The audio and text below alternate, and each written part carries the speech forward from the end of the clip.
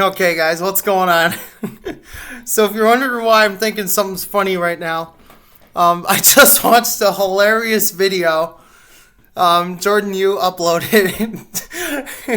Scammers are calling him, and he fooled some solar scammers, saying that a skunk sprayed his house. Alright, so unfortunately I'm having the same problem. So anyway, what we're gonna do on our next video is I'm gonna wait for a scammer to call me, and I'm just gonna say I'm an HVAC company. So anyway, so we're gonna try to fool some scammers as well, and we'll see what happens. Anyway, so yeah, guys, look forward to that. We're gonna fool some scammers as well, because I've been receiving a lot of scam calls lately.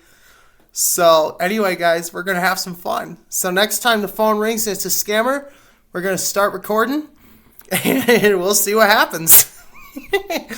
We're gonna fool some scammers. So yeah, guys, I hope you're looking forward to me fooling some scammers too. So anyway, we'll do those as some comedy videos. Me fooling scammers. Anyway, thanks for watching, guys.